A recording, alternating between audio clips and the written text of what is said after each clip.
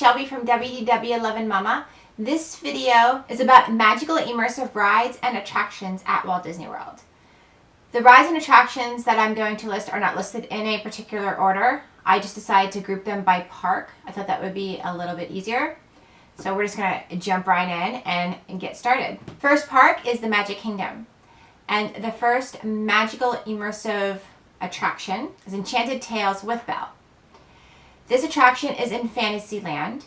So when you walk down Main Street, you go directly straight through the castle and past the carousel, a little to your right, and there it is.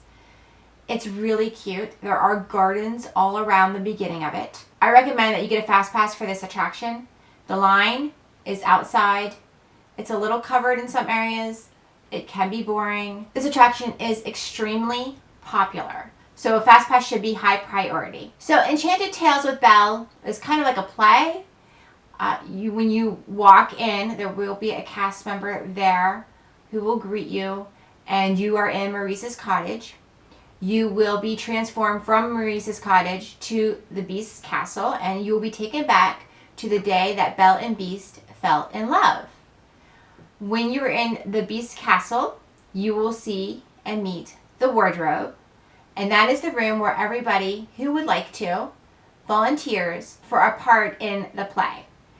They take children and adults. So the children get the main roles like Beast, and there are little roles also like plates and utensils. The adults usually get to be the Knights of Armor. Once everybody has their part that would like to, then you walk through a doorway and you are in the library at Beast Castle. There are benches to sit at. There is also a PhotoPass photographer there too to take pictures of the play, because no flash photography is allowed. You can take pictures yourself, just no flash photography. So, and then Lumiere is out there, and Lumiere speaks and he greets you, and then he introduces Belle, and Belle comes in. She's got her beautiful yellow gown and it's really magical. So then the play begins with the help of the cast members. After the play, everybody who participated may go up and have their picture taken with Belle. They will also then, if they're not busy, will ask anybody if anybody else would like to have their picture taken with Belle also. So it's a really cute interactive experience, and also a princess meet and greet as well. Another immersive ride in the Magic Kingdom would be my favorite ride, and if you've been watching my videos, you know what that is, and it is the Haunted Mansion. There is a Fastpass available for this ride. I would say if you're not going in the dead of summer, don't get a Fastpass, because there are 2 lines for this ride. You'll see the beginning and it's covered, you go through, and then when you come up, it makes a Y. And when you go to the right, that's the Fastpass, and that will take you directly to the doors, and then on the other side of that is the stretching room. When you go to the left, that is the interactive cemetery. And that is really cool. And hopefully you can take your time when you walk through and you're not rushed. Sometimes you let people pass you too in line. No big deal, you will get there. The thing makes noise, the organ plays music, the books move, you hear people talking, you hear people making noises. It's really cute. It's really cool. The kids love it because it's not scary at all. And it's all interactive, and you get to, touch things and push things, push the books in and they pop back out, and you keep trying to push them in, and you get to play the organ. And it is a must. If you're going to ride the Haunted Mansion only one time, you have to go and take the left at the Y and walk through the interactive cemetery. Now, once you go through the doors, you are in the stretching room. The stretching room at the Haunted Mansion in Disneyland has a function. In Disney World, it does not. You walk in and you are greeted by your ghost host, and he explains to you about the mansion. And as he is explaining it to you, there are portraits all around the room, and you'll notice that they stretch, revealing more of the painting. So it's cool. At Disneyland, it's there because it actually is an elevator, because you have to walk underneath the Walt Disney Railroad to get to the ride. At Walt Disney World, you don't have to do that. But it's a really cool special effect.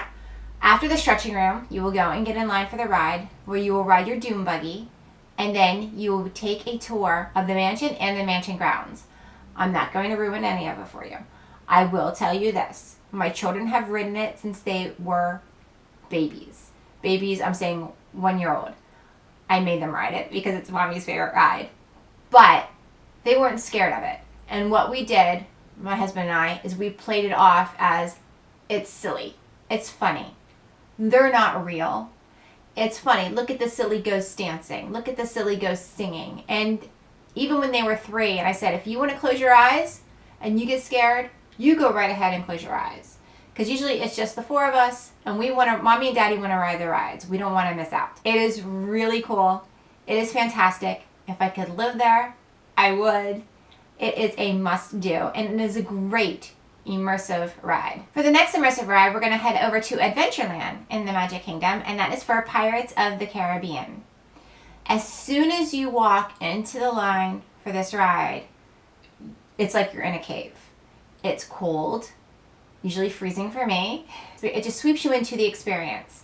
As you go through the line, you see different things like a chess set, a skeleton in his cell, cannons, cannonballs. So the story is starting to be told. Then you board your boat and you go on your leisurely boat ride. You start off and you see ghost pirate ships and everything, and mermaids, and there is a little dip, teeny tiny dip, not like Splash Mountain, like one of the Splash Mountain little dips, like teeny tiny dip. Then you are in a battle scene, and you go through a village, and it's all around you. The sights, the smells, the sounds. It is incredible. It is one of my family's favorites. It was my son's favorite when he was 1, and he could barely speak, but he could sign more. That was the only sign language I taught both of my children. And when we got off, and he said, more. Now, on a side note, my son, when he was 1, was the size of a 3-year-old. He's very tall. So, but his sister did not want to ride it. Fine. She didn't want to ride it again. Fine. That was what I roll when they were little. You ride it once. Okay, you don't want to ride it again. You don't have to. So when he was 1, I took him back on it, and people were looking at me funny because here I am carrying this little boy who still had, the baby hair and the baby fat, and he just sat there and he loved the whole thing. It was his favorite ride. The final immersive ride that I have for the Magic Kingdom takes us back to Fantasyland, and that would be Under the Sea, Journey of the Little Mermaid. Now, this ride, first of all, the line is really cute. They did an amazing job with this line. They made it look, they have like seashells everywhere and old treasure chests, and it's like you're slowly walking on the beach. The crab, he's computer generated, and he does little things, and you can you wave your hand at him or you point at him and he'll move, and it's really cute. And it's an interactive line as well, so that makes the time go so much faster. Once you board the clamshell, it's as if you stepped into the movie itself. It is an abbreviated version of the movie, but it is incredible. It tips back. You see bubbles and water going over top, so you are going into the ocean. And then there you are. You're with Sebastian, and he's singing, and all the fish are dancing and playing instruments. You're seeing Ursula and Ariel getting married, and King Triton. And it is a great, great ride. They did an amazing job with it. It's wonderful for everybody. It doesn't matter. It's fantastic. Because the line is so immersive, I don't recommend a Fastpass for it unless, once again, you're going during a busier time. If you have to use a Fastpass for Ariel and you're torn between the ride and the meet and greet, I would do it for the meet and greet. Because, like I said, the line for the ride is interactive, but the line for the meet and greet is just a line. There's nothing there. You're staring at each other. You're staring at fake sand walls, and so I would definitely save your Ariel Fastpass for the Ariel meet and greet. The next park is Epcot, and at Epcot I have 2 immersive rides. The first is Mission Space. Mission Space is a centrifuge motion simulator in which you board a ride and travel to Mars. Now, I have not ridden it in a very long time, I will be honest with you. The first time I rode it was before my children were born, and we haven't ridden it since, and we're actually going to ride it on our next trip. When we first rode it, there was no orange side, green side. It was one side. And that was fine because I was an adult. But since the children have been born, I've been a little bit more cautious with them. The orange side is more intense than the green side. So I believe the orange side is how, when I rode it, which is you actually were a centrifuge and you actually spun. And the green side, you do not spin. So that makes it nice if you have motion sickness, if you don't like spinny rides. So you can still enjoy the ride. You board the ride and you have a little seat and you're in a little confined space. So if you're claustrophobic, this is probably not the ride for you. You will each be given a task and a job, and you have to complete that task and job on your journey to Mars, to and from Mars. It's really cool. It feels like you're actually in a rocket. You're being shot into space, and you're at Mars, and it's a lot of fun, and I can't wait to do it again with the kids. Also in Epcot is Soren. Soren is a ride over at the Land Pavilion. You board the ride, you pull your harness down, and the ride goes up, and there's a giant screen, and it plays scenes from Soren around the world. Now during this also, you'll have wind blowing, and you'll have scents from the different areas. So it is really like you are there. I have not seen the new one yet. I will see it on our next trip, so I cannot wait. The old one, you went over the orange grove in California and you could smell oranges. You would go over people fishing, and it was like you were actually flying. It was really cool. My recommendation though for Soren is that you get a Fastpass if you're not going to hit it at rope drop. You also should sit in the front row, so when you go up, you're at the very top. This is great, so that way, because if you're in the other rows, which is okay, if you're afraid of heights, you might like being down there, but then from your vision, you see feet. So it kind of obstructs your view a little bit, so it's nice if you're in the top row for Soren. The next park is Hollywood Studios. Now Hollywood Studios is going over a huge renovation right now. So a lot of the park is shut down. Half the park is being demolished, and they are building Toy Story Land and Star Wars Land. So I have for being an immersive ride at Hollywood Studios would be Star Tours. Star Tours is a motion simulator. The line is really cute. There's C-3PO, there are robots everywhere. It's really adorable. You get your glasses, you get in the motion simulator, and you buckle up. And there's C-3PO, he is your driver, pivots forward and backward and side to side. There are many different scenes from Star Wars, all the Star Wars movies, including The Force Awakens. You don't have to see the Star Wars movies to enjoy this ride. In the ride, you're transporting a rebel spy. And side story, the one time we rode it was Star Wars Weekend last year. And so when people came to Star Wars Weekend, they would come in costume. And children also. So we had a child, and the children could wear stuff over their faces for Star Wars Weekend. And we had a child who was dressed up like a Jawa. It was a really good costume too. It was amazing. And he was picked as the rebel spy in our motion simulator. It was fun. It was cool. But anybody could be picked. It might be you. So it's really cool. And it is a must if you are a Star Wars fan. The final park is Animal Kingdom. And at Animal Kingdom, I have 2 immersive rides on my list.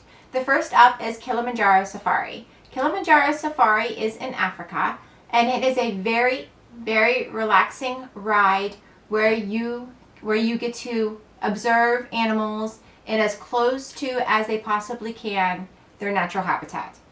It is amazing.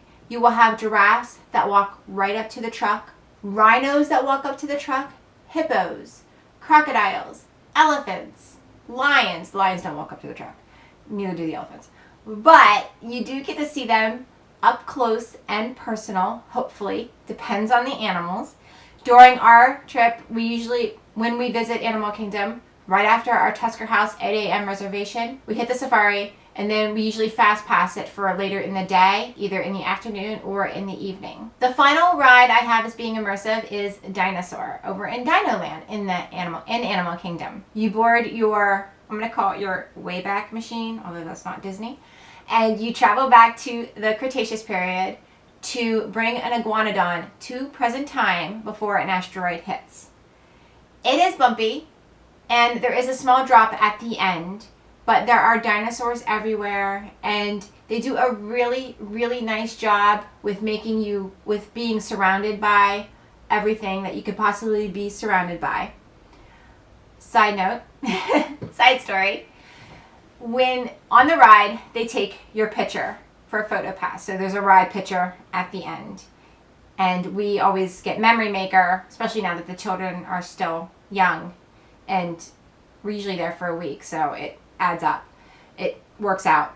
So you scan your magic band at the end to get the ride picture onto your memory maker account.